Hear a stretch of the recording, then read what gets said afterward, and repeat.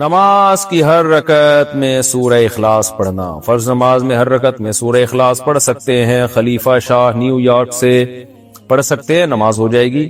حدیث میں آتا ہے ایک صحابی نماز میں بار بار سورہ اخلاص پڑھتے تھے، آپ نے ان کو بلا کے پوچھا، انہوں نے کہا مجھے اس سے محبت ہے، تو آپ نے ان کو جنت کی بشارت دی۔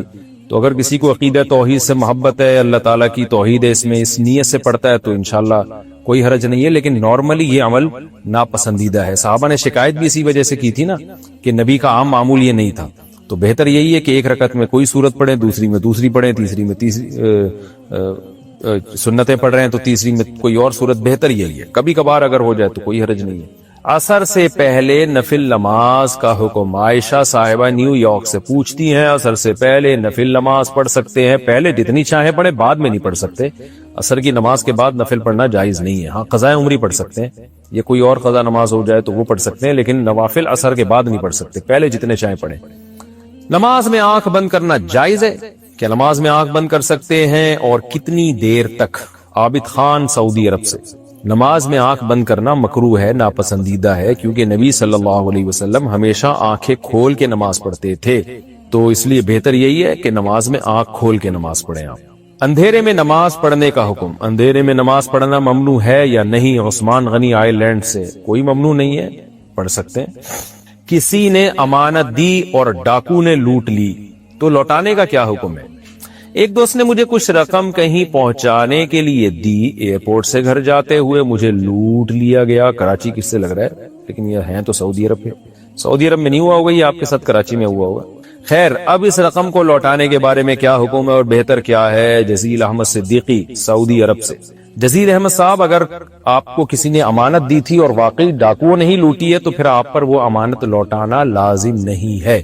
کسی کے پاس بھی جب امانت رکھوائی جائے نا، تو اس کے اپنے کسی قصور کے بغیر اگر وہ ضائع ہو جائے تو پھر اس پر لوٹانا واجب نہیں ہے۔ ہاں، اس طرح سے اس نے وہ امانت رکھی کہ ضائع ہونے کا خطرہ تھا، مثال کے طور پر لاکر کے بغیر باہر ہی ڈال دی اس نے، اور خطرہ ہے کہ چور رہ جائے گا، تو پھر اس کا مطلب پھر یہ ذمہ دار ہوگا، کیونکہ اس نے کوتاہی کی ہے۔ اس نے اگر اپنی طرف سے کوتاہی نہیں کی اور ڈاکوؤں نے لوٹ لیے تو پھر اس پر لوٹانا لازم نہیں ہے۔ اب اگر آپ وہ پیسے یوں کرتے ہوئے جا رہے تھے، ڈاکوؤں کو دعوت دے رہے تھے، تو پھر تو آپ قصوروار ہوں گے، آپ پر لوٹانا لازم ہوگا، لیکن آپ نے بیگ میں رکھے تھے، جیب میں رکھے تھے، جہاں بھی سیف جگہ پہ رکھے تھے، پھر ڈاکوؤں نے لوٹ لی تو اب آپ پر لوٹانا کچھ بھی لازم نہیں ہے۔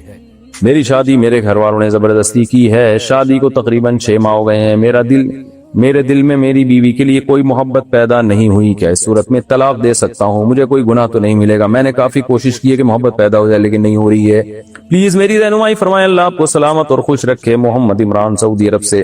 دیکھیں، ایسی صورت میں طلاق دینا جائز تو ہے، بشرطے کہ سنت کے مطابق طلاق دی جائے۔ حالت طہر میں یعنی پاکی کے ایام میں زوجہ کو ایک طلاق دی جائے، اس کے بعد دوسری نہ دی جائے، بس 3 مینسز جب بیوی کے گزریں گے تو نکاح ختم ہو جائے گا۔ زندگی میں کبھی ندامت ہوئی آپ کو، بیوی نے بھی چاہا اور آپ دونوں دوبارہ نکاح کرنا چاہیں تو نکاح کر سکیں گے۔ یہ تو میں نے شرعی مسئلہ بتایا ہے کہ جائز ہے، گناہ نہیں ہے، لیکن حدیث میں آتا ہے کہ طلاق ناپسندیدہ ہے اللہ کی نظر میں۔ اب غض الحلال اللہ طلاق، حلال چیزوں میں سب سے ناپسندیدہ طلاق ہے، تو بلا وجہ آپ اس بات اقدام نہ کریں، تو آپ اپنی زوجہ سے اس بارے میں مشورہ کر لیں۔ ہوتا یہ ہے کہ ہماری سوسائٹی میں لڑکی کے لیے دوبارہ شادی بہت مشکل ہوتی ہے، اس کے لیے اچھا رشتہ ملنا مشکل ہوتا ہے۔ آپ تو چھوڑ دیں گے لیکن وہ جائے گی کہاں بیچاری؟ ماں باپ آج کل اتنے پاپڑ بیل کے بچیوں کی شادیاں کرتے ہیں، اس کے بعد ان کی زندگی عذاب بن جاتی ہے طلاق کا دھبا لگنے کے بعد۔ صحابہ کا دور الگ تھا، اس میں 3 4 شادیوں کا رواج تھا، ادھر کسی نے طلاق دی، ادھر 20 رشتے اس سے بہتر کھڑے ہوئے ہوتے تھے لڑکی کے لیے۔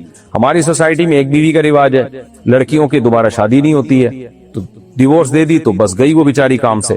تو اس لیے اپنی بیٹی سوچیں کہ آپ کی بیٹی ہوتی یا آپ کی بہن ہوتی اور آپ کا بہنوئی اس کو بلا وجہ ایسی چھوڑ دیتا تو آپ پہ کیا آرے چلتے آپ کے سینے دل پہ؟ تو جو دوسروں کے لیے پسند کرتے ہو حدیث میں وہی اپنے لیے بھی پسند کرو۔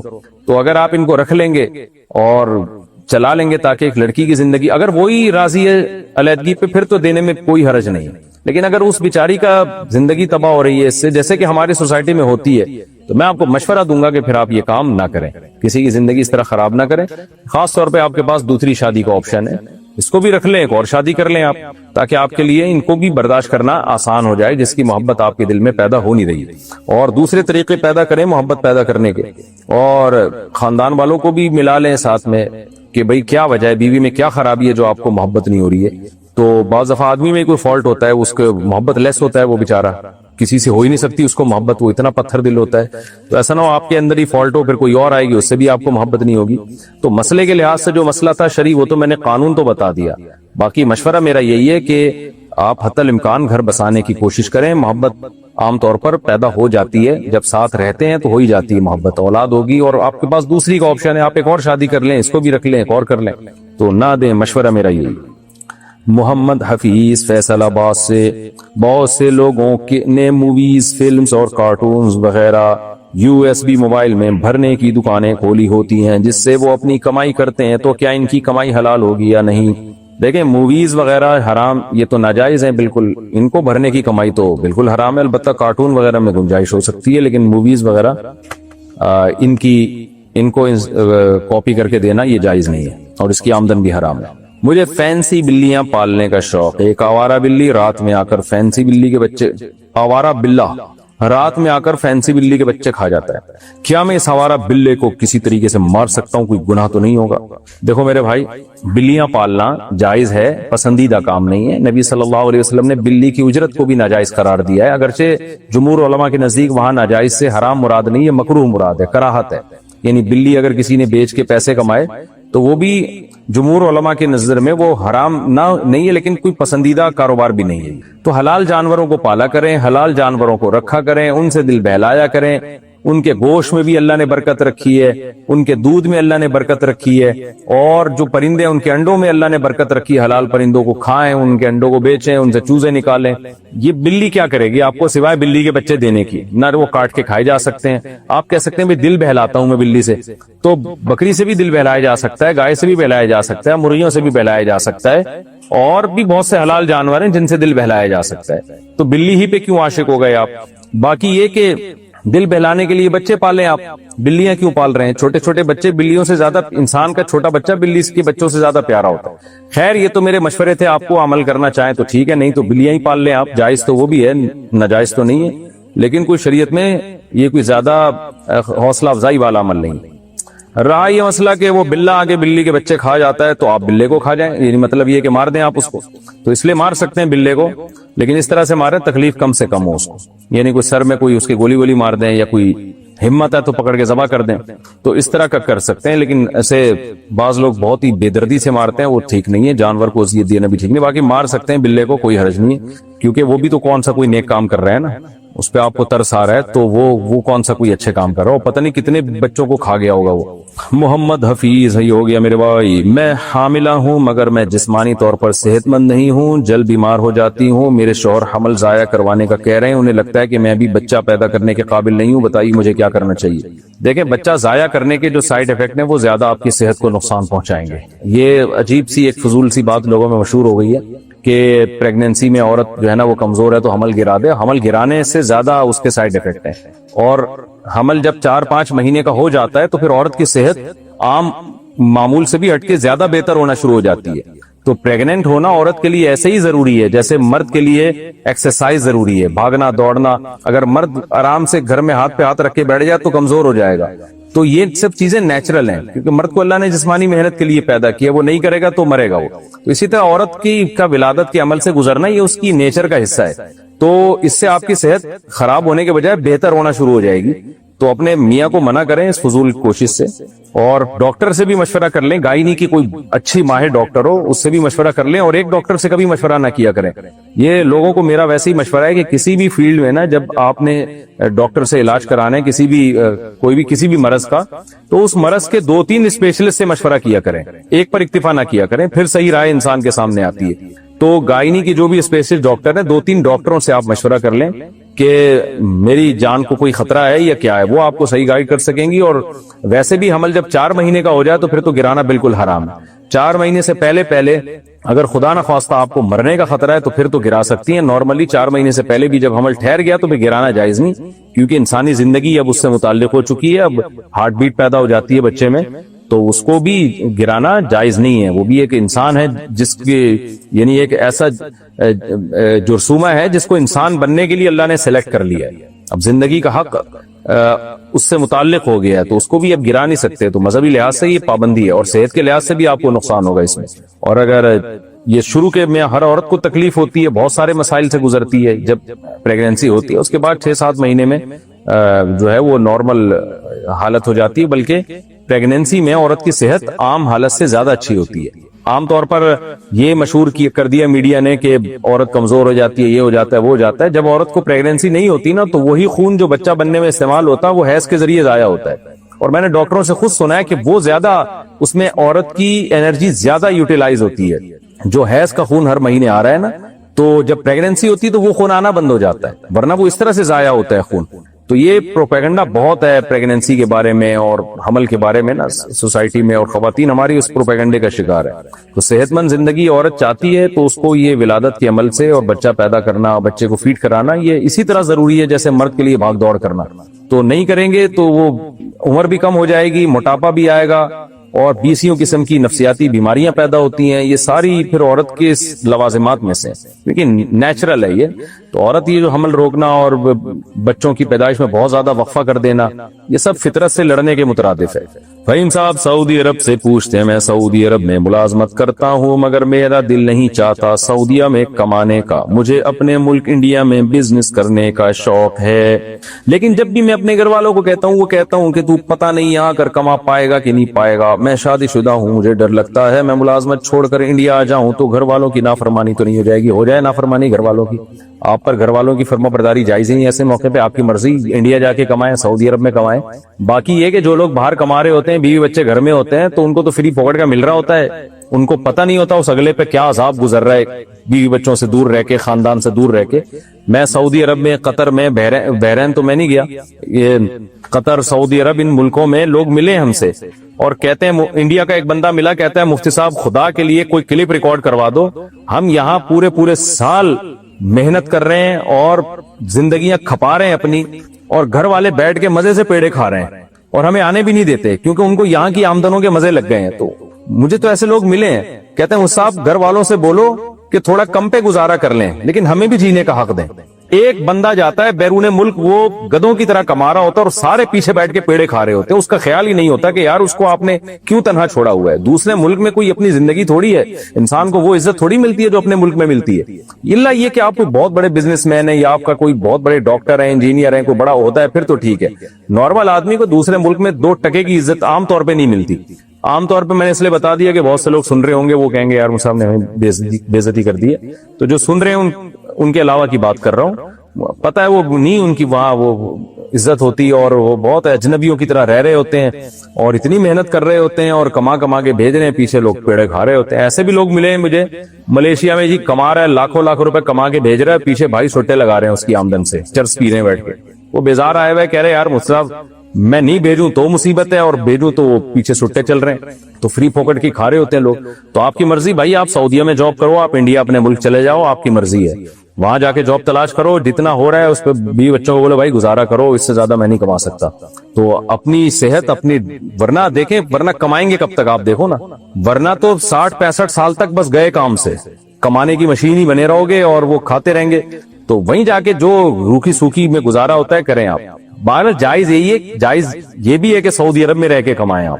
میں جائز ناجائز کی بات نہیں کر رہا, میں تو آپ کے پیچھے گھر والوں کو مشورہ دے رہا ہوں کہ اس بندے کا خیال کرو, جو بھی اس ٹائپ کے جتنے بھی بندے مارکیٹ میں ہیں ان کا خیال کرو اور ان سے بولو کہ آ جاؤ بھائی, یہاں جو روکی سوکھی ہوگی ہم مل جل کے کھا لیں گے. اللہ یہ کہ کوئی خدا نخواستہ قحط پڑنے کا خطرہ ہو تو ایک الگ بات ہے. پہلا سوال پوچھا ہے جی, اگر کوئی نامحرم ہم سے دعا کا کہے تو اس کے لیے ہم دعا مانگ سکتے ہیں؟ دیکھیں کوئی بھی کسی کو دعا کا کہہ سکتا ہے اور کسی کے لیے بھی دعا مانگنا جائز ہے, تو یہ تو کوئی ایشو نہیں ہے کہ نامحرم دعا کا کہہ رہا ہے یا محرم دعا کا کہہ رہا ہے. دعا کوئی بھی کسی کے لیے کر سکتا ہے اور کسی سے بھی درخواست کی جا سکتی ہے. لیکن سوال یہ ہے کہ آپ اگر کوئی خاتون ہے تو وہ مرد آپ سے کیوں دعا کا کہہ رہا ہے؟ کیا دوسرے دنیا میں بزرگ مارکیٹ سے شارٹ ہو گئے ہیں یا اور اپنے والدین دنیا سے چلے گئے ہیں جو سارے رشتہ دار اور اپنے والدین اور اپنے بہن بھائیوں کو چھوڑ کر اسپیشل آپ ہی سے دعا کا کہہ رہا ہے؟ تو یہ وجہ اس سے پوچھ لیے گا کوئی اور کیوں نہیں ملا آپ کو دعا کے لیے. اور اگر آپ کوئی مرد ہیں تو کوئی خاتون آپ سے اگر نامحرم دعا کا کہہ رہی ہیں تو آپ ان سے بھی پوچھ سکتے ہیں کہ اتنے سارے بزرگ ہیں دنیا میں, اس خاتون کے والدین بھی ہوں گے, بھائی بہن بھی ہوں گے, ماموں چاچے بھی ہوں گے, سارے محرم اور بزرگ رشتوں کو چھوڑ کر اسپیشلی آپ کے پاس آ کے دعا کا کہنا, تو یہ کوئی ٹیکنیکل قسم کا فالٹ ہو سکتا ہے. اس فالٹ کو دور کرنے کی کوشش ضروری ہے. میرے گھر والے جس لڑکے سے میری شادی کرنا چاہتے ہیں وہ مجھے بالکل پسند نہیں ہے، اور میں جس لڑکے کو پسند کرتی ہوں اس سے میں کئی سال سے رابطے میں ہوں اور اسی سے ہی شادی کرنا چاہتی ہوں، مگر میرے گھر والے خاندان برادری سے باہر شادی نہ کرنے کی وجہ سے بالکل راضی نہیں ہو رہے، بہت زیادہ غصہ کرتے ہیں، دھمکیاں لگاتے ہیں۔ بتائیے ان کا ایسا کرنا کس حد تک درست ہے؟ بالکل غلط ہے۔ خاندان والوں کو چاہیے تھا اگر اپنی مرضی سے شادی کرانی تھی تو بچی کے ہاتھ میں نہ موبائل ہوتا، نہ بچی کو ایجوکیشن میں ایڈمیشن دلواتے، 100% اپنی نگرانی رکھتے، پھر بچی کو جہاں کہتے وہ آنکھ بند کر کے کر لی تھی شادی۔ اب آپ نے بچیوں کو موبائل بھی دیے ہوئے ہیں، ان کے رابطے بھی ہیں، سلام دعائیں بھی چل رہی ہیں ان کی، یونیورسٹیوں میں بھی، کالجز میں بھی۔ جب شادی کی بات آتی ہے تو پھر آپ اپنی مرضی ان پہ تھوپتے ہیں، اور ان کے ریلیشن ہوتا ہے، کسی کے 3 سال سے گپیں ہو رہی ہیں موبائل پہ، کسی کی 4 سال سے ہو رہی ہیں۔ اس کا بڑا نقصان یہ ہوتا ہے، اس لڑکی کی شادی کہیں اور ہوتی ہے تو پرانا والا اس کے موبائل سے ڈیلیٹ نہیں ہوتا۔ بہت دفعہ ایسے ہوتا ہے، میں سب لڑکیوں کی بات نہیں کر رہا، بہت ساری لڑکیوں کی بات کر رہا ہوں، تو وہ ان کے یہاں پرانا والا بھی ہوتا ہے، نئے والے میں ذرا سا فالٹ پیدا ہوا، کھلا لیا پرانے والے کے پاس، تو یہ گھر بھی نہیں بستے۔ تو اس لیے جو اس کے دل میں بسا ہوا ہے وہی شادی کرا دو بھائی اس کی، اور اپنے خاندانی رسومات کو لفٹ نہ کرایا کریں۔ یہ اب وہ دور نہیں ہے پہاڑوں پتھروں کا دور کہ جی آپ چونکہ فلانی قبیلے سے آپ کا تعلق ہے تو فلانے قبیلے میں ہی آپ کی بچی کی شادی ہوگی۔ وہ پرانا زمانہ تھا، گیا وہ۔ اب آپ کو اس حساب سے اپنے آپ کو ایڈجسٹ کرنا پڑے گا، ورنہ آپ سے جو ہے یہ نیچر انتقام لے گی اور بغاوتیں پھیلیں گی اس سے۔ تو میں بچیوں کو تو یہی کہتا ہوں جہاں ماں باپ کہہ رہے ہیں وہی شادی کریں، لیکن ماں باپ کو بھی سوچنا چاہیے کہ جب اس بچی کا ریلیشن ہے اور بچی بعض دفعہ بتا نہیں پاتی ہے کہ جی میرا اتنے عرصے سے فون پہ رابطہ ہے، اس پہ اور ماں باپ ایشو کھڑا کر دیتے ہیں، تو آپ نے اپنی بچیوں کے بارے میں فرض کیوں کیا ہوا ہے کہ وہ اس کا کسی سے رابطہ ہو ہی نہیں سکتا؟ کہ آپ کو احمقوں کی جنت میں رہتے ہیں یا کہاں رہتے ہیں آپ؟ غلط ہے لڑکیوں کا کسی مرد سے رابطہ کرنا، غلط ہے، لیکن آپ نے جب ان کو ماحول ایسا دیا ہے تو پھر اگر وہ رابطہ ہو رہا ہے تو آپ نے بھی تو غلطی کی نا، ایسا ماحول ان کو کیوں دے دیا تھا تو نگرانی کیوں نہیں کی؟ تو یہ ساری چیزیں ماں باپ کے سوچنے کی ہیں۔ جب نہیں سوچا اب یہ نہیں کہیں گے جی بچی جام کہہ رہے ہیں وہاں شادی ہوگی، اب معاملہ آپ کے ہاتھ سے نکل گیا بھائی۔ اب اس سے اس ہونے والے شوہر کا بھی نقصان ہے، جہاں لڑکی آپ کی مرضی سے شادی کرے گی تو لڑکی کے دل میں وہ نیا والا وہ جو شوہر ہے وہ آئے گا ہی نہیں، وہ پرانا والا بیٹھا ہوا ہوگا۔ پھر وہی لطیفہ ہے میرا، وہ سن لیے گا دوبارہ، آج سے تم میری کائنات اور میری مسرت ہو، تو اس پہ لڑکی نے کیا کہا تھا دلہن نے، غفار بھی تم ستار بھی تم، وہ والا لطیفہ آپ دوبارہ سن لیں۔ جو اس طرح کی بچیوں کے ماں باپ ہیں ان کو کہہ رہا ہوں وہ سن لیں آپ، تو یہ ہوگا پھر۔ اس لیے غلط ہے، ماں باپ کو چاہیے جہاں لڑکی شادی کرنا چاہ رہی ہے وہیں اس کی شادی کرائیں۔ حدیث میں بھی یہی حکم ہے، لن ترى للمتحابین مثل النکاح، نبی صلی اللہ علیہ وسلم نے فرمایا 2 محبت کرنے والوں میں نکاح سے بہتر کوئی بھی چیز نہیں ہے، تو جہاں وہ چاہ رہی ہے وہیں شادی کریں۔ اللہ یہ کہ کوئی خدا نخواستہ چرسی ہیروئنچی ٹائپ کا ہے وہ ایک الگ بات ہے۔ محبوب صاحب انڈیا سے پوچھتے ہیں جی میری بیوی پہلے غیر مسلم تھی، اس کا ایک بچہ تھا، اب جب کہ وہ اسلام قبول کر چکی ہے تو کیا ہم بچہ لے سکتے ہیں؟ جی بالکل لے سکتے ہیں۔ وجہ اس کی ہے کہ بچہ جو ہے خیر الابوین کے تابع ہوتا ہے۔ خیر الابوین کا مطلب ہے ماں باپ میں جو مسلمان ہوگا تو بچہ پھر اسی کے پاس جائے گا شریعت کی روح سے، تو چاہے باپ مسلمان ہے تو باپ کو ملے گا، ماں مسلمان ہے تو ماں کو ملے گا۔ میں لندن میں رہتا ہوں، اچھا تھوڑا حیا کے خلاف مسئلہ ہے، میں تھوڑا گول مول کر کے بتا دوں۔ ان کی زوجہ ان کو کہنے کہ بھائی قریب نہیں آنے دیتی، ان کو غسل سے بڑی ٹینشن ہوتی ہے، تو اس لیے اس کا کوئی اور غسل کا متبادل ہے۔ دیکھیں غسل کرنا بہرحال فرض ہے، میاں بیوی کا جب ریلیشن ہوتا ہے تو اس میں اگر بیوی کی طبیعت غسل کرنے سے خراب ہو رہی ہے، واقعی یقینی بات ہے، ایسی ہوائی بات نہ ہو، تو نارملی کسی کی طبیعت غسل کرنے سے خراب نہیں ہوتی۔ ہاں سردیوں میں ٹھنڈے پانی سے غسل سے طبیعت خراب ہونے کا خطرہ ہوتا ہے، تو آپ رہتے بھی لندن میں، وہاں تو سردیوں میں گرم پانی کا انتظام ہوتا ہے، اس کے باوجود بھی گرم پانی سے بھی کسی کی طبیعت خراب ہو رہی ہے، جو کہ میرے خیال میں کسی کی بھی طبیعت خراب نہیں ہوتی گرم پانی سے نہانے سے۔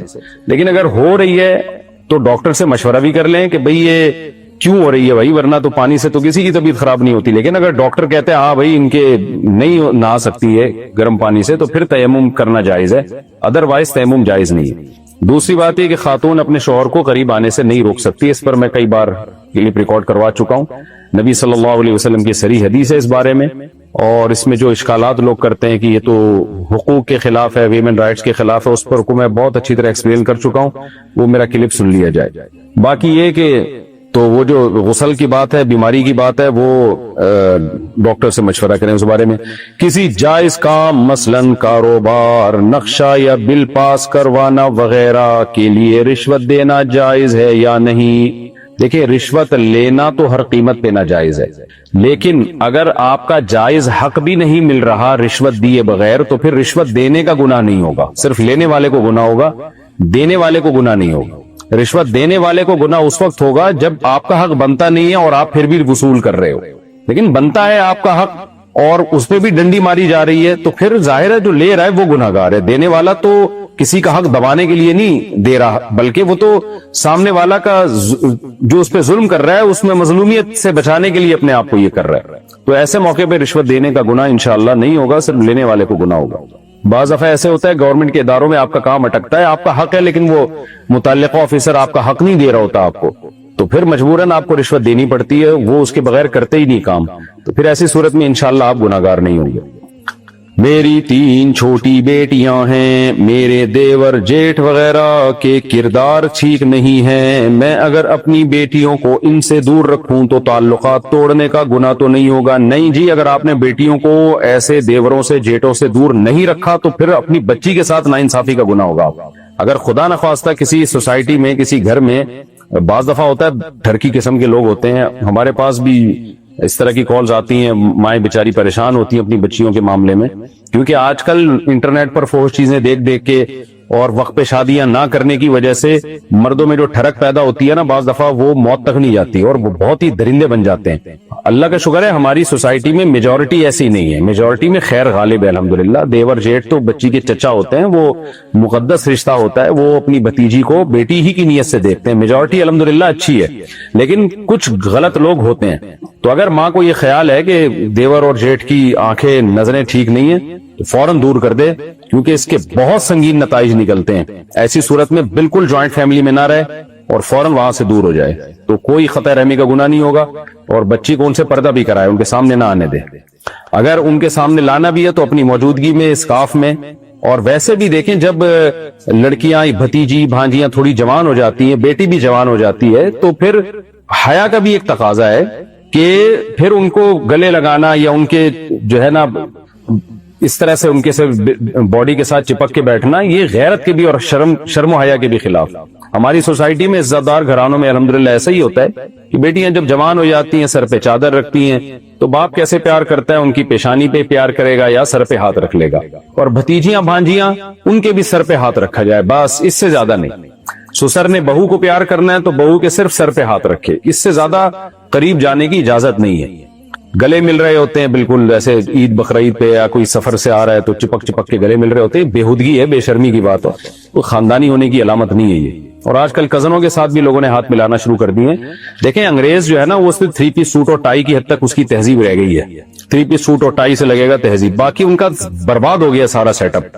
غیر مسلموں میں بہت سارے لوگوں کا خاندانی نظام تباہ و برباد ہو گیا، تو خدا را اپنے مسلمانوں کو بچاؤ آپ۔ ہمارے پاس تو مذہب ہے، اسلام ہے بھائی، اسلام آپ کو پردے کے احکام سکھاتا ہے، اسلام آپ کو عورت سے ریزرو رہنے کا حکم دیتا ہے۔ اللہ نے آپ کے لیے صرف آپ کی بیوی بنائی ہے جس سے آپ بے تکلف ہو سکتے ہیں، اس کے علاوہ کسی سے آپ بے تکلف نہیں ہو سکتے۔ تو باڈی کو ایک دوسرے سے دور رکھیں بس۔ اسلام نے حکم دیا ہے کہ بچہ جب 10 سال کا ہو جائے نا اس کے بستر الگ کر دو آپ۔ کزنوں کو بھی کزنوں کے ساتھ چپک کے سونے کی اجازت نہیں ہے ایک ہی بستر پہ، تو کزن بھی ایک دوسرے سے الگ رہیں گے، چاہے میل ہو چاہے فیمیل ہو، فیمیل کا تو سوال ہی پیدا نہیں ہوتا، میل بھی ایک دوسرے دور رہیں گے۔ صرف بیٹا باپ کے ساتھ اور بچی ماں کے ساتھ سو سکتی ہے، بہن بھائی نہیں سو سکتے ایک بستر پہ، کزن ایک بستر پہ نہیں سو سکتے۔ تو یہ اللہ رسول کی تعلیمات ہیں، ان کو فالو کریں۔ انگریزوں کے پاس، غیر مسلموں کے پاس کوئی تعلیمات ہی نہیں ہے نا، گائیڈنس ہی نہیں ہے، تو وہ تو جو چاہے کرتے رہیں، ان کو چھوڑ دیں، اللہ ان سے حساب لے لے گا قیامت کے دن۔ آپ کلمہ پڑھنے والے ہو بھائی، آپ قرآن کو مانتے ہو، آپ پیغمبر صلی اللہ علیہ وسلم کو پیغمبر مانتے ہو، تو آپ کو ان کی بات کو ماننا پڑے گا۔ حدیث میں آتا ہے بچہ جب 10 سال کا ہو جائے اس کے بستروں کو الگ کر دو، اس زمانے میں تو 10 سال سے پہلے ہی الگ کر دینا چاہیے، تو یہ تو خیر القرون کی بات کی ہے نبی صلی اللہ علیہ وسلم نے۔ تو اس لیے کزنوں سے بچوں کی حفاظت کریں، اور خاص طور پہ بیٹیاں جوان ہونے لگیں، چچا تایا بہت مقدس رشتے ہیں، لیکن یہ مقدس کا مطلب یہ نہیں ہے کہ وہ گلے مل رہے ہیں ان سے اور گال پہ پیار کر رہے ہیں، یہ بے شرمی بے حیائی کی بات ہے۔ بس سر پہ ہاتھ، بس اس سے زیادہ نہیں۔ اور غیرت مند لوگوں کے ہاں، خاندانی لوگوں کے ہاں اسی طرح ہی ہوتا ہے۔ آج کل تہذیب کی ڈیفینیشن ہی چینج کر دی ہے، تہذیب بس 3 پیس سوٹ اور ٹائی کا نام ہے، جس کا لباس اچھا ہے وہ مہذب ہے، باقی جو مرضی کرتا پھر رہا ہو وہ۔ تو ایک صاحب نے مجھے بتایا، بڑے ہینڈسم اسمارٹ سے ہیں وہ، شادی شدہ ہیں، کہتے ہیں میں اپنی بیگم کے ساتھ کسی محفل میں جاتا ہوں، اور خاندان کی بات کر رہے تھے وہ، خاندان میں جاتا ہوں تو خاندان کی شادی شدہ عورتیں لائن مارنا شروع کر دیتی ہیں تو ذرا ہینڈسم ہے, خوبصورت آدمی ہے. شادی شدہ عورتوں کا یہ حال ہو رہا ہے یار کہ دیکھ رہی ہے وہ اپنی وائف کے ساتھ آیا ہے, اس کی بچیاں بھی ہیں, آپ اس کا گھر خراب کر رہی ہو. وہ تو نیک آدمی تھا, مجھ سے رابطہ کر لیا, میں نے کہا یہ بے غیرت قسم کی عورتیں ہیں تو ان سے دور رہو, تمہارا گھر تباہ کریں گی, اور یہ جوانی کے تھوڑی دیر کے چسکے ہیں, مزے ہیں, اس کے بعد تم اپنی اولاد کی نظروں میں بھی گر جاؤ گے, بیوی کی نظروں میں بھی گر جاؤ گے, اور پھر فیوچر اچھا نہیں ہوگا. ٹھرکی لوگ جتنے بھی ہیں, چاہے مرد ہو عورت, وہ اپنا خاندان اپنے ہاتھوں تباہ کرتے ہیں. تو عورت اور مرد کا اعتماد بیسک اسی چیز پر تو ہے کہ عورت کو یہ اطمینان ہو میرا مرد حرام کی طرف نہیں جائے گا, مرد کو اطمینان ہوتا ہے میری بیوی ناجائز کی طرف نہیں جائے گی. ان لبرل لوگوں میں یہ اعتماد ختم ہو گیا ہے, تو ان کا سکون برباد ہو گیا. تو قرآن کہتا ہے نا, نسوا اللہ فانساہم انفسہم, انہوں نے اللہ کو بھلایا, اللہ نے ان کو بھلا دیا, ان کو اپنا آپ بھلا دیا اللہ نے, کہ یہ خود اپنے آپ کو اپنے ہاتھوں سے عذاب میں ڈالتے ہیں. تو اس لیے آپ اپنی بچیوں کو دور رکھیں آپ, اور کسی کو غصہ آتا ہے تو آنے دیں. اچھا میرے بھائی, میرا سوال یہ ہے کہ کیا نکاح کے اوپر ایک اور نکاح کیا جا سکتا ہے؟ مثلا میری ایک دوست جو کہ اب مسلمان ہو چکی ہے, باہر کے ملک سے مجھے ملنے آ رہی ہے. سبحان اللہ. اچھا یہ خاتون ہے میرا خیال ہے, کوئی نام نہیں لکھا, پتہ نہیں, میں نے 100 دفعہ ان لوگوں سے بولا ہے کہ بھائی نام تو لکھا کرو جس کا سوال ہے. اچھا خیر, نام شاید ہو سکتا ہے انہوں نے جان کرنا شو کیا ہو. خیر جی, کہتے ہیں کہ میری ایک دوست جو کہ اب مسلمان ہو چکی ہے باہر کے ملک سے مجھ سے ملنے آ رہی ہے, اور ہم ہوٹل میں رہنا چاہتے ہیں. اس دوران گناہ سے بچنے کے لیے میں اگر اس سے نکاح کر لوں, اچھا یہ صاحب ہیں جو پوچھ رہے ہیں مسئلہ, گھر والوں سے چھپ کے, تو کیا جائز ہے؟ اور پھر کچھ سال کے بعد ہم گھر والوں کی موجودگی میں نکاح بھی کر لیں گے, تو کیا یہ یعنی دکھانے کے لیے تو کیا ہم نکاح کر سکتے ہیں حالانکہ ہم پہلے سے بھی نکاح کر لیا ہو؟ پہلی بات تو آپ نے لڑکی کو دوست کیوں بنایا؟ لڑکے مارکیٹ سے شارٹ ہو گئے تھے, مجھ سے دوستی کر لیتے بھائی, اچھا کسی اور سے دوستی کر لیتے, آپ نے لڑکی سے دوستی کیوں کی؟ اس پہ آپ توبہ استغفار کریں. دوسری بات یہ کہ وہ مسلمان ہو چکی ہے, آپ سے ملنے آ رہی ہے, تو سوال پیدا ہوتا ہے اتنے فری کیوں ہو گئے کہ ڈائریکٹ آپ سے ملنے آ رہی ہے؟ یہ دوسری غلطی, اس پہ بھی توبہ استغفار کریں. لیکن چلو اب جو ہونا تھا ہو گیا, تو اب آ رہی ہے, تو آپ ہوٹل میں رہنا چاہتے ہیں, تو بھائی نکاح کیے بغیر نہیں رہ سکتے کسی لڑکی کے ساتھ ہوٹل میں. آپ اس سے شادی کر لیں اور گواہوں کی موجودگی میں شادی کریں, پھر بعد میں گھر والوں کو دکھانے کے لیے بھی کر لیں. تو وہ سچی مچی کی شادی پہلی والی ہوگی, دوسری والی جھوٹی موٹی کی ہوگی, تو کر لیں جھوٹی موٹی کی شادی, لیکن کوشش کریں پہلی والی شادی بھی اناؤنس کر کے کریں. بھائی یہ میری دوست تھی, دوست وہ اسلام میں لڑکیوں کو بنانا جائز نہیں ہے, تو ہم نے سنا ہے کہ بیوی بنانا جائز ہے, تو میں اس کو بیوی بنا رہا ہوں. کمال کی بات ہے, دوست بنانے پہ لوگوں کو اعتراض نہیں ہوگا, جیسی بیوی بنائیں گے جو حلال رشتہ ہے, پورا خاندان آپ کے خلاف ہو جائے گا, تو لیکن اللہ آپ سے خوش ہو جائے گا. آپ بتائیں گے نہیں میری فرینڈ ہے, تو کوئی بھی کسی کو بھی غصہ نہیں آئے گا. ہماری سوسائٹی ایسی بغیرتی کی طرف جا رہی ہے, آپ بولیں گے میری فرینڈ ہے, تو کہیں گے ماشاءاللہ بڑا براڈ مائنڈیڈ آدمی ہے یار, بڑا زبردست, یہ تو جنتی ہے. لیکن جب آپ کہیں گے کہ یہ میں نے اپنی بیوی بنا لیا کل اس کو, تو آپ دیکھیں ایک دم بجلی گرے گی سب کے اوپر, گئے ایک نمبر کا بے غیرت آدمی. یہ میں آپ کو بتا رہا ہوں ہوگا کیا آپ کے ساتھ. تجھے شرم نہیں آتی یار, تو لڑکیوں سے شادی کر رہا ہے یار. تو اس طرح کی چیزیں شروع ہو جائیں گی سوسائٹی میں. تو آپ نے لوگوں کی پرواہ نہیں کرنی, آپ نے بولنا ہے بھائی مجھے خدا نے اجازت دی ہے, احل لکم ما وراء ذالکم, اللہ نے فرمایا چند محرم رشتے اور چند رشتے جن سے نکاح حرام, اس کے علاوہ سب سے نکاح کر سکتا ہوں. ہمت کر کے آپ شادی کر لیں, اور چھپ کے نہ کریں, بتا کے کریں. لیکن اگر ڈر ہے ماریں گے لوگ پیٹیں گے, تو بھی کھل کے کریں یار. پٹ جائیں, ایک دفعہ پٹتا ہے آدمی, اس کے بعد سکون میں آ جاتی ہے زندگی. تو بہت سے میں نے شادی شداؤں کو شادی کے موقع پہ پٹتے ہوئے دیکھا ہے, لیکن لوگ پیٹ پیٹ کے تنگ آ جاتے ہیں, اس کے بعد لوگ چھوڑ دیتے ہیں. ایک دفعہ پیٹیں گے, اس کے بعد زندگی میں سکون آ جائے گا. لیکن اگر بہت زیادہ خطرہ ہے بہت زیادہ پٹنے کا, تو پھر جی کے گواہوں کی موجودگی میں نکاح کر لیں. زنا تو نہ کریں کم از کم, لڑکی کے ساتھ ہوٹل میں رات گزارنا تو بالکل حرام ہے. تو نکاح کر لیں, اس کے بعد پھر دوسری جب پکڑے جائیں تو بتا کے بھی کر لیے گا شادی. اچھا میرے بھائی, اور جلد سے جلد کریں پھر دوسری شادی, یعنی دوسروں کو بتا کے بھی. ولی کی اجازت کے بغیر کزن سے نکاح کرنا, چلیے نیچے ولی کی اجازت کے بغیر کزن سے نکاح کرنا. ایک بہن نے انڈیا سے پوچھا ہے, گھر والوں کو منانے کی کوشش کی مگر وہ نہیں مانے. سارے آج مسائل شادی سے متعلق ہی آ رہے ہیں, اللہ خیر کرے. لگ رہا ہے ہر جگہ یہی مسئلہ چل رہا ہے.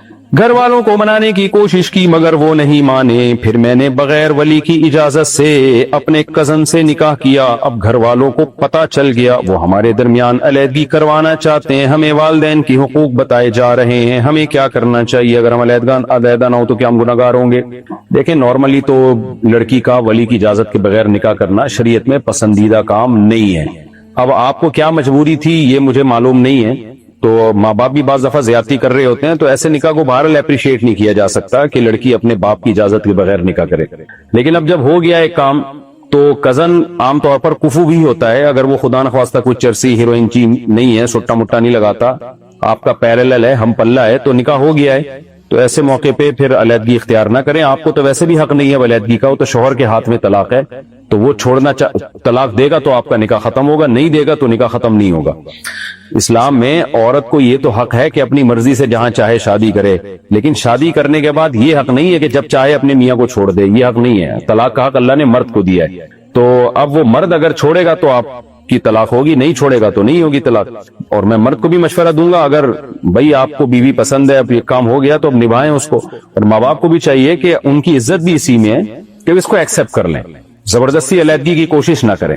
باقی مجھے نہیں پتا یہ کزن ہے کیسا, اب کوئی چرسی ہیروئن کی ٹائپ کا آدمی ہے, 2 نمبر ہے, تو پھر تو طلاق لینی چاہیے اس سے, بلکہ پھر تو غیر کفو میں جب نکاح ہوتا ہے تو ہوتا ہی نہیں ہے. تو اس کزن کے حالات بتا کے آپ انڈیا میں کسی بڑے مدرسے سے رابطہ کریں کہ وہ بتا دیں گے کہ یہ کفو تھا یا غیر کفو تھا, ہم پلہ تھا یا نہیں تھا. نارملی بظاہر ایسا ہی لگتا ہے کزن, چونکہ عام طور پر کفو بھی ہوتا ہے, تو اس لیے نکاح ہو جاتا ہے اس سے. اذان سے پہلے بآواز بلند تعوذ اور تسمیہ پڑھنا, یعنی اعوذ باللہ بسم اللہ پڑھنا. کسی نے پوچھا ہے جی اذان سے پہلے اعوذ باللہ اور بسم اللہ اونچی آواز سے پڑھی جائے یا نہیں؟ اگر کوئی اونچی آواز سے پڑھتا ہو تو کیا ہوگا؟ نہیں جی, اذان سے پہلے اعوذ باللہ بسم اللہ اونچی آواز سے پڑھنا بدعت عمل ہے. جو جس طرح نبی سے صحابہ سے ثابت ہے, ڈائریکٹ اذان شروع کریں اور لا الہ الا اللہ پہ ختم کریں. دوبارہ التحیات پڑھنا. انڈیا سے کسی نے پوچھا ہے کیا نماز میں دوبارہ التحیات پڑھنے سے سجدہ سہو کرنا پڑے گا؟ جی بالکل, التحیات کا تکرار نماز میں جائز نہیں ہے, کیونکہ نبی صلی اللہ علیہ وسلم نے التحیات ہمیشہ ایک ہی دفعہ پڑھنا آپ سے ثابت ہے, تکرار اس کا آپ صلی اللہ علیہ وسلم سے ثابت نہیں ہے. تو بلکہ آدھی بھی پڑھ لی تو بھی دوبارہ, یعنی آپ کو جان کر کی ہے تو نماز واجب الادا ہے, غلطی سے پڑھی ہے تو سجدہ سہو واجب. بچے کی پیدائش سے پہلے اس کے لیے خریداری کرنا. کیسے کیسے سوال آ رہے ہیں بھائی, کیا بچے کی پیدائش سے پہلے اس کے لیے چیزیں خرید سکتے ہیں؟ بہت سے لوگ منع کرتے ہیں. کیوں منع کرتے ہیں بھائی, کیا دلیل ہے؟ بچہ پیدا ہونے سے پہلے چیزیں خرید لیں, پیدا ہوتے ہی ہو سکتا ہے چیز مہنگی ہو جائے, اور پیدا ہوتے ہی بھی تو کچھ پہنانا پڑے گا نا اس کو, یا اس کو انتظار کروائیں گے, تو خرید سکتے ہیں, کوئی حرج نہیں ہے بھائی. جو لوگ منع کرتے ہیں ان سے پوچھیں کیوں منع کر رہے ہو بھائی. یہ بعض دفعہ پتہ نہیں ہوتا ہی ہے کہ شی ہے. آپ نے شی والے کپڑے خرید لیے, پیدا ہوا پتہ چلا ہی نکلا. ویسے تو بچوں میں ہی شی کا اتنا کپڑوں کا فرق نہیں ہوتا, لیکن آج کل تو ویسے ہی ڈاکٹر پہلے بتا دیتے ہیں کیا ہے. ویسے پوچھنا تو نہیں چاہیے, جو اللہ دے دے اس پہ صبر کرنا چاہیے, لیکن یہ کہ اگر خریدیں کوئی حرج نہیں. طلاق کے بعد شوہر کے گھر رہنا. ایک بہن انڈیا سے پوچھتی ہیں, طلاق کے بعد اپنی ساس کی بیٹی بن کر شوہر کے گھر رہنا ٹھیک ہے؟ بچہ اپنے ابو سے بات کرنا نہیں چاہتا. پہلے تو میں بچے کو بات کرنے پر مجبور کرتی تھی, مگر جب انہوں نے بچہ چھیننے کی کوشش کی تو اب میں بات نہیں کرواتی.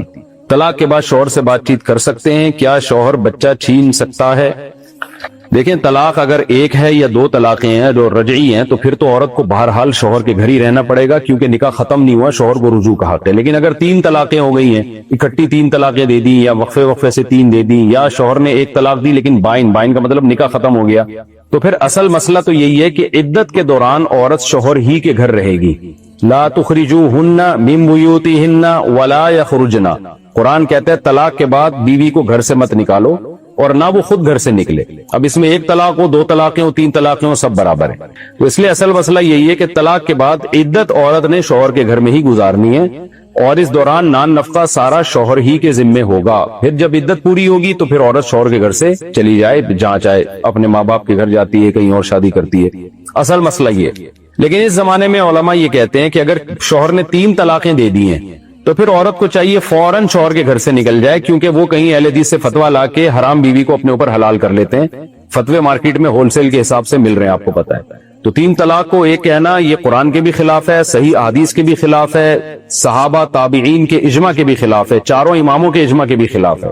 تو اس لیے بیوی حرام ہو جاتی ہے. تو چونکہ آج کل اسکالر آپ کو مارکیٹ میں ہر طرح کے ملیں گے, ایسے اسکالرز ہیں کہ کوئی کہتا ہے 3 طلاقیں ایک اکٹھی دوں تو 1 ہوتی ہے, کوئی کہتا ہے کہ جی حالت حیض میں 2 تو نہیں ہوتی, کوئی کہتا ہے حمل میں نہیں ہوتی, کوئی کیا کہتا ہے, کوئی جتنے پتھر اڑاؤ اتنے مفتی ملیں گے آپ کو. پھر کوئی کہتا ہے کہ جی 1 طہر میں, یعنی 1 مہینے میں جتنی طلاقیں دو 1 ہی ہوں گی, اور کچھ کہتے ہیں کہ جی 1 مجلس میں تو 1 ہوگی, 2 مجلسوں میں 2 ہو جائیں گے. चूचू का मुरब्बा बनाया हुआ है इस्लाम को, क्योंकि कोई गवर्नमेंट तो है नहीं जो कंट्रोल कर रही हो।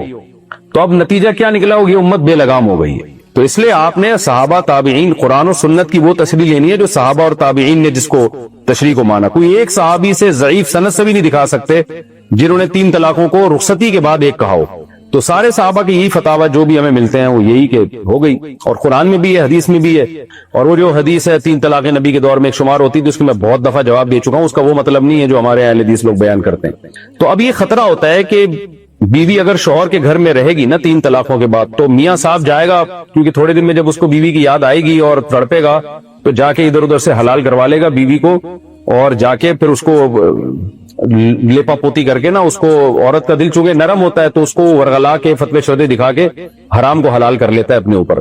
तो इस बेगैरती से बचने के लिए फिर कहा जाता है कि भाई औरत इद्दत अपने बाप के घर गुजारे 3 तलाकों के बाद। और अगर शौहर दीनदार है, वो ऐसा कोई नाजायज फतवा नहीं लेकर आएगा, तो फिर औरत शौहर ही के घर में इद्दत गुजारे। लेकिन दूसरी शर्त उसमें यह भी है कि शौहर के करीब आने का खतरा ना हो, शौहर में दीनदारी हो, उसके करीब आने का खतरा ना हो। अगर ये डर है कि तलाक के बाद भी शौहर ज़ौजा से हमबिस्तरी ना कर ले या गुनाह में ना पड़ जाए, तो फिर भी औरत शौहर के घर से निकलेगी, वो वहां इद्दत नहीं गुजारेगी फिर वो। तो ये तो मैंने तलाक के बाद शौहर के घर रहना है या नहीं रहना उसका मसला बताया। दूसरा मसला जो आपका है कि अगर तलाकें पक्की हो चुकी हैं और इद्दत के बाद भी आप शौहर के घर रहना चाहती हैं, तो उसमें फिर यह है कि क्यों रहना चाहती हैं शौहर के घर। बाज दफा सास अपनी बहू से इतनी मोहब्बत करती है, वो नहीं बहू को छोड़ने के लिए तैयार होती। वो कह रही भाई मेरे बेटे ने तलाक तो दे दी, लेकिन मेरी बहू और मेरा नवासा मेरे साथ ही रहेगा। तो अगर ऐसी सास को मोहब्बत है आपसे, अल्लाह करे सब सासें ऐसी प्यारी प्यारी सासें बन जाए, तो फिर यह है कि फिर वही बात है, अगर गुनाह का खतरा है या नहीं है। नॉर्मली तो गुनाह का खतरा होता है, क्योंकि मर्द और औरत ने एक साथ इतना टाइम गुजारा कि उनके बच्चे भी हो गए। इस बात का पूरा खतरा मौजूद है कि ये तलाक के बाद भी दोबारा इनमें मिलाप हो सकता है। मर्द के दिल में बुरे ख्यालात आ सकते हैं, औरत के दिल में बुरे ख्यालात आ सकते हैं। इसलिए नॉर्मली यहां भी यही हुक्म दिया जाएगा, भाई डिवोर्स हो गई, आप अपने घर जाओ। बच्चे को नानी से मिलाते रहो, दादी से मिलाते रहें आप। तो दादी जब चाहे बच्चे से मिले, बच्चा दादी के यहाँ छोड़ दें, दादी उससे प्यार करे, उससे मोहब्बत करे, ये ठीक है। नॉर्मली इजाजत नहीं है कि शौहर के घर में रहे। लेकिन औरत अगर एजड हो चुकी है, उम्र उसकी ज्यादा हो चुकी है, या शौहर की उम्र ज्यादा हो चुकी है, अब दोनों में मिलाप का कोई खतरा नहीं है, फितने का दूर का भी कोई अंदेशा नहीं है, तो फिर ऐसी सूरत में तलाक के बाद औरत अपने शौहर के घर में रह सकती है, ताकि बच्चे रूले नहीं, और जो है वो यानी सास भी इससे भी बच्चे जुदा ना हो, बहू भी जुदा ना हो, ये एक गुंजाइश है। लेकिन बशर्ते के दोनों में जर्रा बराबर भी कोई फितने का दूर का भी अंदेशा ना हो। बाकी जो आपने सवाल पूछा कि तलाक के बाद बच्चे किसको मिलेंगे, तो देखें तलाक के बाद या अलहदगी के बाद बच्चे, छोटे बच्चे माँ को मिलते हैं। तो लड़का जब तक 7 साल का नहीं हो जाता, लड़की जब तक 9 साल की नहीं हो जाती, वो माँ के पास रहेगी, और बाप जब चाहेगा उनसे मिलेगा, बाप को मिलने से ही रोक सकते। और ये जो आपने कहा कि बच्चा बाप से मिलना नहीं चाहता, तो ये आपकी गलती है। आपने कुछ बाप के खिलाफ उसके दिमागों में डाला हुआ है, जिसकी वजह से नहीं मिल रहा, क्योंकि बच्चे माँ को फॉलो करते हैं। तो आपके पर लाजिम है कि बच्चे के दिल में बाप की मोहब्बत पैदा करें, ताकि वो बाप से मिलते हुए वहशत महसूस न करे। दूसरी बात ये कि लड़का जब 9 साल का होगा और लड़की जब 7 साल की होगी, अच्छा, इस दौरान इससे पहले बाप जब चाहे मिले, और हफ्ते में 1 दिन बाप अपने साथ 24 घंटे के लिए बच्चों को रख सकता है। इससे आपको रोकने का हक नहीं है। हफ्ते में कम से कम 24 घंटे बच्चे बाप के पास रहेंगे। फिर जब ये बच्चे बड़े हो जाएंगे, यानी लड़का 7 साल का और लड़की 9 साल की हो जाएगी, तो फिर ये बाप के पास रहेंगे, और फिर जब चाहे आप बच्चों से मिलें, और हफ्ते में 1 दिन ये आपके पास रहेंगे। ये जब है जब आप कहीं और शादी नहीं कर लेती। अगर आपकी शौहर के रिश्तेदारों के अलावा कहीं और शादी हो जाती है, तो फिर उसी वक्त आपको बच्चे छोड़ने पड़ेंगे। सोतेले बाप के पास आप बच्चे नहीं ले जा सकती, फिर बच्चे या तो नानी के पास रहेंगे या दादी के पास रहेंगे। इस तरह से इसकी तरतीब है। बाकी जो मजीद तफसील हो तो आप करीबी किसी मुफ्ती से रुजू करके पूछ सकती हैं। लेकिन तलाक के बाद आजकल ना मर्द अल्लाह की हुदूद पे कायम रहते हैं, ना खवातीन। जिसकी लाठी उसकी भैंस। मर्द का बस चलता है तो वो बच्चों को माँ से छीनने की कोशिश करता है, माँ का बस चलता है तो बाप से छीनने की कोशिश करते हैं। कुरान कह रहा है ला तुज़ार्रा वालिदतुम बिवलदिहा वला मौलूदुन लहू बिवलदी। बच्चे की वजह से ना बाप को नुकसान पहुंचाओ ना माँ को नुकसान पहुंचाओ। लेकिन ये सब बातें उनकी समझ में आती हैं जिनके दिल में खुदा का खौफ होता है। बैतुल खला जाते वक्त पॉकेट साइज का कुरान जेब में होना। अली मुआविया साहब ने बहरेन से पूछा है, नाम बड़ा खानदानी रखा है माशाल्लाह, अली मुआविया। چھوٹا قرآن مجید پاکٹ میں ہو تو ایسی حالت میں ہم کیا بیت الخلا جا سکتے ہیں؟ نہیں جا سکتے بھائی، قرآن مجید ہے یار، کیسے جا سکتے ہیں آپ بیت الخلا میں؟ اس کو لے کے آپ باہر رکھیں پھر جائیں۔ سمت قبلہ معلوم نہ ہو تو کیا کریں؟ ایک بھائی صاحب نے انڈیا سے پوچھتا ہے، یہ کیا ان بھائیوں کے نام وام نہیں ہیں جو ایسی؟ کعبہ کی سمت معلوم نہ ہو تو کس طرف رخ کریں؟ بھائی جان کعبہ کی سمت معلوم نہیں ہو تو کعبہ کی سمت معلوم کرنے کی کوشش کریں، پورا زور لگا دیں۔ آج کل تو موبائل میں اپلیکیشن ڈل جاتی ہے، محلے والوں سے پوچھیں، کسی بھی طرح سے پتہ نہ چل رہا ہو، بالکل ہی جنگل میں ہو آپ تو کچھ بھی اندازہ نہ ہو رہا ہو، تو پھر آپ ایک اندازہ لگائیں کہ شاید جس طرف آپ کا دماغ جائے بس اس طرف رخ کر کے نماز پڑھ لیں، نماز ہو جائے گی۔ دماغ کہیں نہیں جا رہا ہو تو بھی کہیں نہ کہیں لے جائیں دماغ کو، چلا جائے گا انشاءاللہ۔ بیتے ہوئے وقت کے واپس آنے کی دعا۔ مفتی صاحب سنا ہے جس کو لیلۃ القدر نصیب ہو اس کی ہر دعا قبول ہوتی ہے، تو اگر وہ اللہ سے یہ دعا مانگے کہ بیتا ہوا وقت واپس آ جائے تو کیا یہ دعا قبول ہو سکتی ہے؟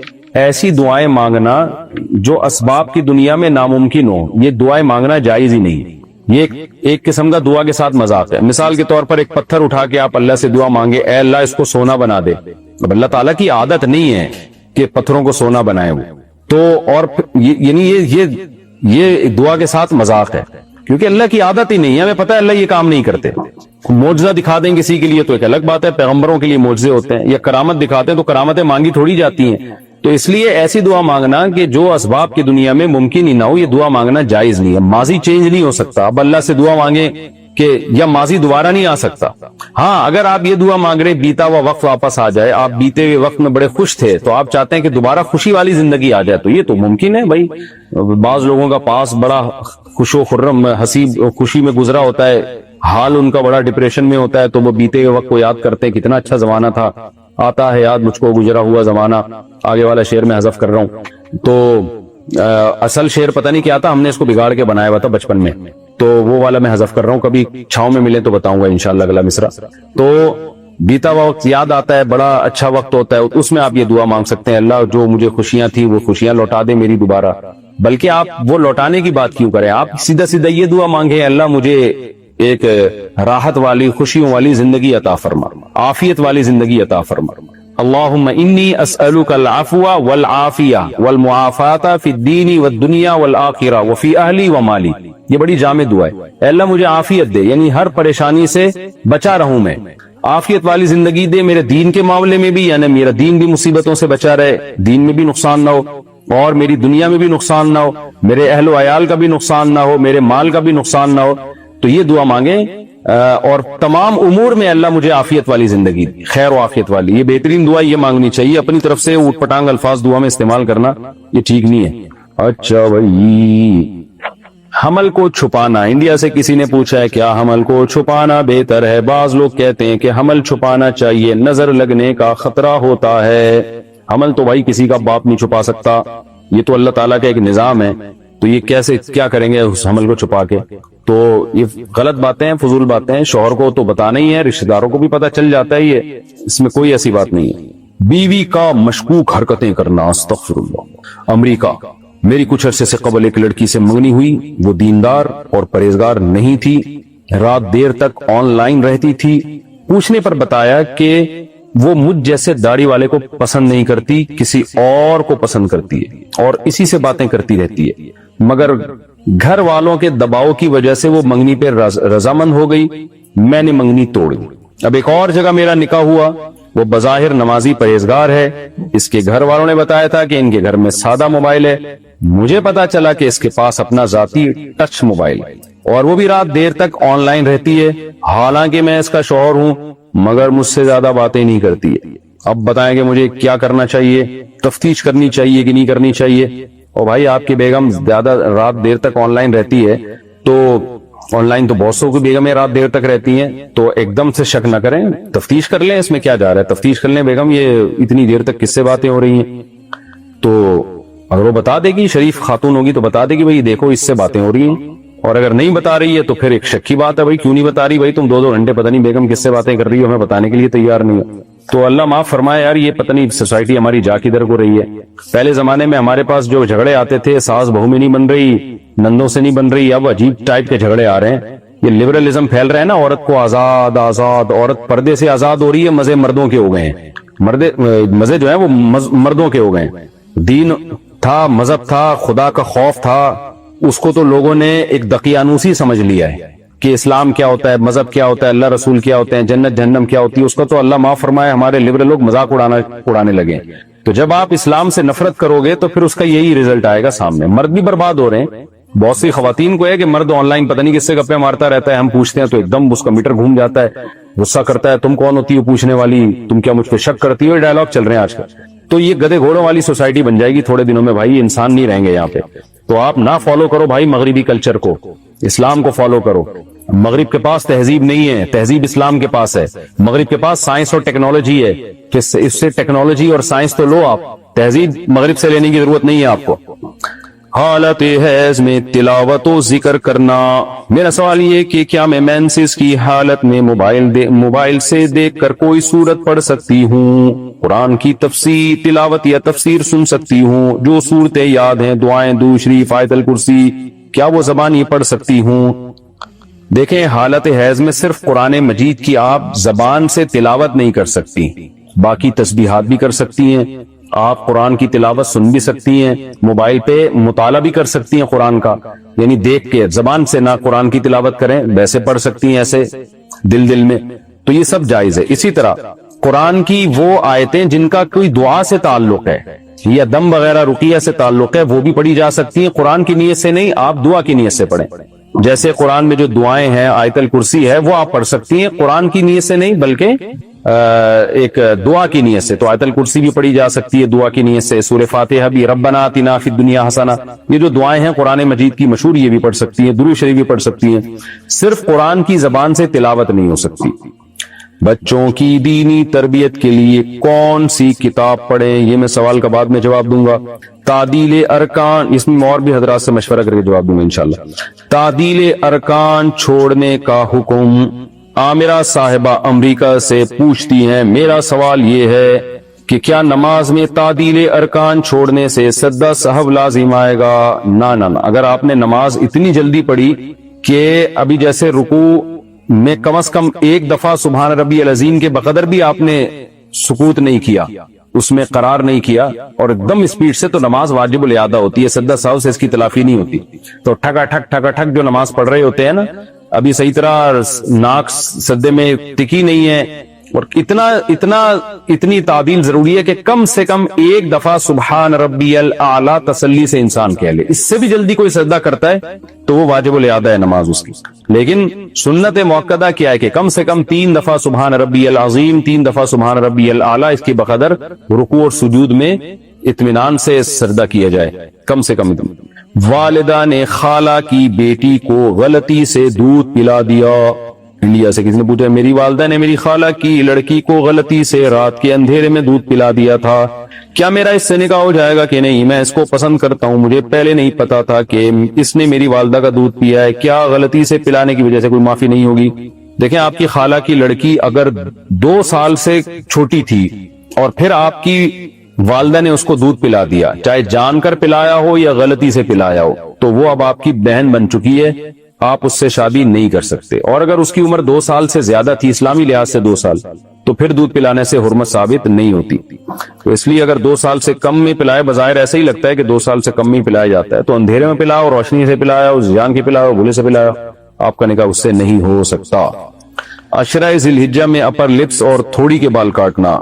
مسز فہد کراچی سے پوچھتی ہیں، عشرہ ذی الحجہ میں جب قربانی کرنے والے کو بال اور ناخن نہیں کاٹنے چاہیے، تو کیا کوئی شادی شدہ خاتون اپر لپس وغیرہ یا تھوڑی وغیرہ کے بال جو چہرے پہ آتے ہیں ریموو کر سکتی ہیں؟ ہاں، وہ کر سکتی ہیں، ان کا اس سے تعلق نہیں ہے۔ یہ جو بال حدیث میں آتا ہے کہ نہ کاٹے جائیں، اور یہ مستحب حکم ہے، کوئی لازم حکم نہیں ہے، خوب سمجھ لیں۔ یہ جو حدیث میں آتا ہے نا کہ جو قربانی کرنے والا وہ اپنے بال اور ناخن نہ کاٹے، کوئی واجب نہیں ہے، بہتر ہے کہ نہ کاٹے۔ تو اس میں وہ بال جو عام طور پہ کاٹے جاتے ہیں، جیسے بغلوں کے بال ہیں، یا مردوں کے لیے داڑھی اور مونچھیں تراشنا ہے، یا یہ جو ناخن ہے یہ ہیں، تو یہ جو خواتین کے چہرے پہ بال آتے ہیں اپر لپس وغیرہ، وہ زینت کے لیے، یہ اس میں داخل نہیں ہے۔ خواب میں اللہ کا دیدار ہونے پر اشکال۔ محمد الیاس در آدم خیل سے پوچھتے ہیں مفتی صاحب میرا ایک سوال ہے کہ لوگ کہتے ہیں کہ فلاں بندے کو خواب میں اللہ کا دیدار نصیب ہوا، تو اگر ان کو دیدار نصیب ہوتا ہے تو موسیٰ علیہ السلام کو اللہ کا دیدار کیوں نصیب نہیں ہوا؟ اللہ نے ان سے کہا کہ دنیا میں آنکھوں میں اتنی طاقت ہی نہیں کہ وہ مجھے دیکھ سکیں۔ ایک عالم سے سنا ہے کہ امام احمد بن حنبل کو خواب میں اللہ کا دیدار نصیب ہوا جس میں انہوں نے اللہ سے گفتگو کی، تو اگر ان کو دیدار نصیب ہوا تو موسیٰ علیہ السلام تو پیغمبر ہیں، ان کے لیے پیکج کیوں نہیں تھا؟ بھائی آپ کے سوال میں ہی آپ کا جواب موجود ہے۔ موسیٰ علیہ السلام جاگتی حالت میں اللہ کا دیدار کر رہے تھے، اس لیے اللہ نے کہا کہ لن ترانی، یہ ممکن نہیں ہے۔ خواب تو خواب ہے نا، خواب میں تو کچھ بھی ہو سکتا ہے۔ تو امام احمد بن حنبل سے تو صحیح سند سے ثابت ہے یہ بات کہ وہ خواب میں اللہ کا انہوں نے دیدار کیا۔ تو خواب میں دیدار ایک الگ چیز ہے، وہ عالم خواب ہے۔ خواب میں آپ جنت میں بھی گھوم رہے ہوتے ہو، بعض دفعہ خواب میں آپ امریکہ جا کے آ جاتے ہو، تو خوابوں کی دنیا الگ ہے۔ خواب میں نبی صلی اللہ علیہ وسلم کا بھی تو دیدار ہوتا ہے نا، تو کیا جاگتی حالت میں ہو سکتا ہے؟ ظاہر ہے جاگتی میں نہیں ہو سکتا۔ آپ کوئی کہے کہ یہ کیا بات ہے فلاں بزرگ کو خواب میں اللہ کا دیدار ہو گیا اور وہ فلاں تو اس سے بھی بزرگ بڑے بزرگ ہیں، ان کو جاگتی میں کیوں نہیں ہوا؟ تو ہم کہیں گے بھائی جاگتی حالت میں نہیں ہو سکتا، خواب میں ہو سکتا ہے۔ تو اہل سنت والجماعت کا عقیدہ ہے کہ خواب میں اللہ کا دیدار ہو سکتا ہے، لیکن ان جاگتی آنکھوں سے آپ نہیں دیکھ سکتے، اور فضیلت بڑی جو ہے اصل میں تو جاگتی حالت میں دیکھنے کی ہے نا، تو وہ ممکن نہیں ہے۔ بیرون ممالک کی سپر مارکیٹ میں ملازمت کرنا، شبیر صاحب اٹلی سے پوچھتے ہیں میں ایک سپر مارکیٹ میں کام کرتا ہوں، یہاں شراب اور سور بھی ہے، میرا کام صرف نیچے فرش کی مشین سے صفائی کرنا ہے، کیا یہ کام میرے لیے حلال ہے یا حرام؟ مفتی صاحب نہ تو یہ ریسٹورنٹ ہے نہ ہوٹل ہے، یہ سپر مارکیٹ ہے جس میں سب کچھ ملتا ہے، اس میں 3% شراب اور 3% سور ہوگا، باقی حلال چیزیں۔ تو میرا کام شراب کو ہاتھ لگانا ہے، نہ میرا کام سور کو ہاتھ لگانا ہے۔ تو آپ کا کام جائز ہے بھائی، نہ آپ شراب بیچ رہے ہو نہ سور بیچ رہے ہو، آپ صرف جنرل اسٹور کی صفائی کر رہے ہو، صفائی تو کہیں بھی کی جا سکتی ہے، تو جائز ہے آپ کا کام، آپ اس میں بے فکر رہیں، آپ کی ارننگ حلال ہے۔